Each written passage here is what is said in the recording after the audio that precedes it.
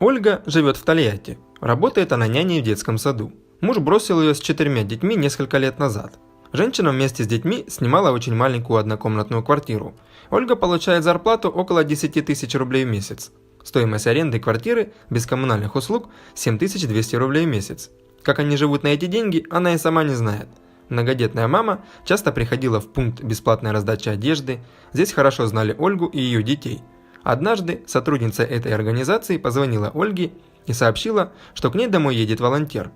Он принесет бесплатные продукты и одежду. Вскоре на пороге ее квартиры появился мужчина с сумками в руках. Незнакомец представился волонтером, который ведет свой блог в интернете. Женщина поблагодарила его за помощь, она показала съемную квартиру, познакомила мужчину с детьми и рассказала о своей жизни. Ольга не знала, что перед ней стоит один из самых богатых людей России. На ее кухне стоял миллионер Тимур Ланских. Мужчина создал крупнейшую сеть ресторанов узбекской кухни в России. Тимур Ланских имеет несколько десятков ресторанных сетей. Во многие из них вложено от 3 до 4 миллиардов рублей. В Тольятти миллионер прилетел по приглашению телеканала «Пятница». Продюсеры телеканала предложили известному ресторатору одеть простую одежду, взять видеокамеру и пройтись по улицам города в поисках людей, которым нужна помощь. Жителям города он должен представляться народным блогером, который снимает видеоролики про жизнь обычных людей в провинции. Тимур Ланских зашел в пункт раздачи одежды для малоимущих семей. Ресторатор хотел узнать о людях, которым нужна помощь.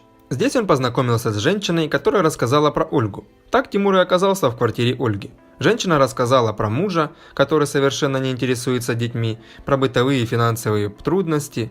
«Ольга, о чем вы мечтаете?» – спросил гость уже перед самым уходом. «Я мечтаю только о том, чтобы у моих детей был свой угол», – устало ответила женщина.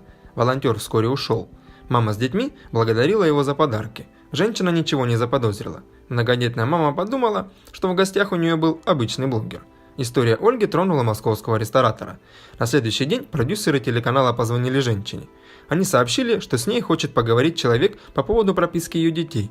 Встречу назначили в другой квартире. Тимур больше не играл роль волонтера и бездомного блогера. Миллионер одел дорогую одежду, сел в свой автомобиль с 2 охранниками и поехал на встречу с Ольгой. Когда Ольга снова увидела вчерашнего знакомого, она сильно засмущалась. Перед ней стоял очень солидный мужчина с огромными телохранителями. В руках он держал букет цветов. «Здравствуйте, Ольга. Я не тот, за кого себя выдавал. На самом деле меня зовут Тимур Ланских, и я миллионер», – сказал он. После этих слов женщина и дети растерялись еще больше. Бизнесмен не стал долго тянуть.